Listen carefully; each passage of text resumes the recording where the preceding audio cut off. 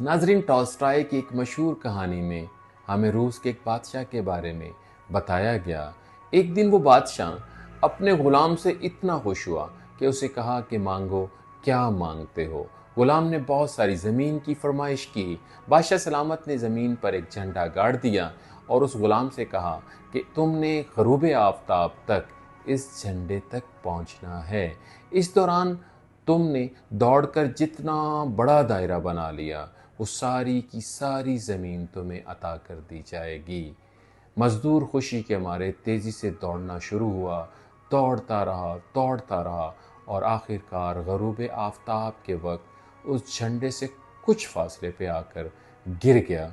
वो एग्ज़ॉस्ट हो चुका था और उसकी डेथ हो चुकी थी।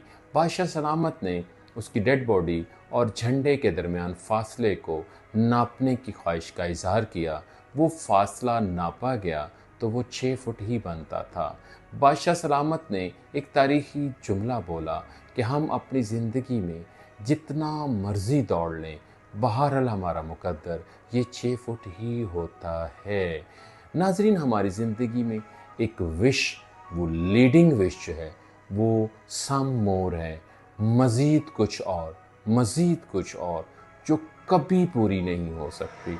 अगर आप दुनिया का सबसे महंगा लिबास नाइटिंगेल ऑफ कोलालमपुर, जिसकी कीमत 8 अरब रुपए है, वो भी पहन लें और उसके साथ साथ दुनिया के सबसे महंगे जूते जिसकी कीमत 5 अरब रुपए है, जिसका नाम जो है वो मून स्टार है, जिसे एंटोनियो ने डिज़ाइन किया, वो भी पहन लें।